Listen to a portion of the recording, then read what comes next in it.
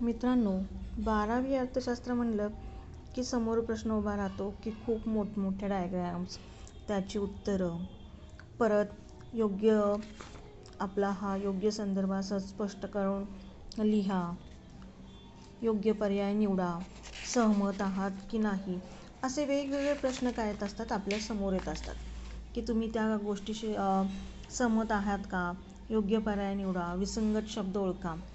तर त्यासाठी आज आपण बघणार आहोत अर्थशास्त्र धडा 1 व 2 यामधील काही महत्त्वाच्या जोड्या, ज्या वारंवार जुलै 15, नोव्हेंबर 14, 17, 18 या वर्षी त्या विचारलेल्या गेलेल्या आहेत. वेगवेगळ्या अंगाने वेगवेगळ्या पद्धतीत विचारल्या गेलेल्या आहेत. जसं की आपण म्हणालो की आपला हा सपोज बोर्डाचा पेपर आहे, ह्यामध्ये योग्य पर्याय शब्द निवडा, ह्यामध्ये विचारलं गेलेलं आहे. परत आर्थिक परिभाषिक शब्द लिहा, सहसंबंध पूर्ण करा, किंवा विसंगत शब्द ओळखा, अशामध्ये हे विचारलं गेलेलं आहे. तर ह्या बहुतांशी वारंवार वेगळ्या अर्थाने विचारले गेलेले जे आहेत त्याचा आपण जोड्या लावाच्या माध्यमातून त्याची उत्तरं देण्याचा प्रयत्न केलेला आहे. एक आहे सर्वसाधारण समतोल. सर्वसाधारण समतोल हा स्थूल अर्थशास्त्रात असतो, तर आंशिक समतोल हा सूक्ष्मशास्त्रात असतो. सूक्ष्म अर्थशास्त्रालाच आंशिक अर्थशास्त्र असं देखील म्हटलं जातं. यामध्ये विभाजन पद्धत ही एक वापरली जाते, तर स्थूल अर्थशास्त्रामध्ये राशी पद्धत वापरली जाते. राशी पद्धत म्हणजे लंपिंग मेथड, विभाजन पद्धत म्हणजे स्लायसिंग मेथड.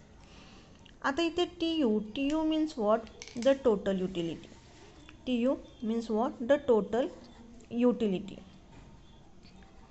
टोटल युटिलिटी म्हणजेच की एकूण उपयोगिता.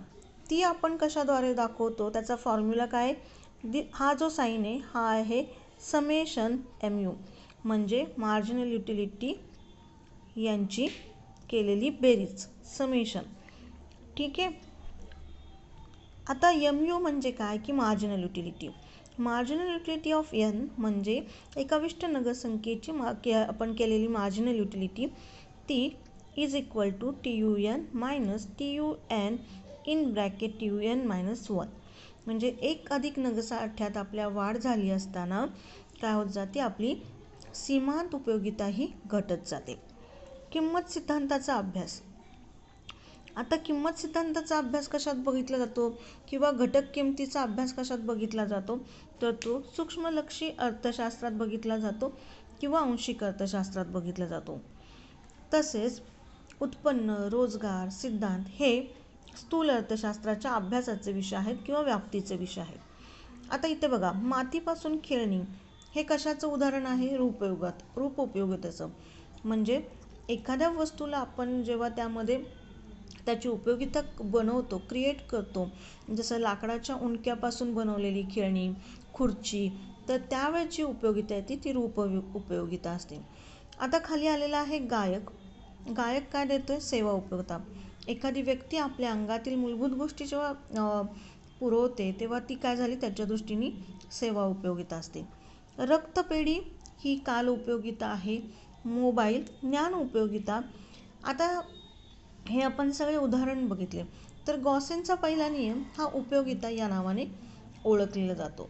तर हे तुम्हाला वेगवेगळ्या अर्थाने सांगितले जातील. फॉर एक्झाम्पल इथेच बघा, आपल्या 12वीच्या एका पेपरचं उदाहरण बघूया की सूक्ष्म अर्थशास्त्रीय विश्लेषणामध्ये वापरली जाणारी पद्धत राशी पद्धत, समग्र पद्धत, विभाजन पद्धत, सर्वसमावेशक पद्धत.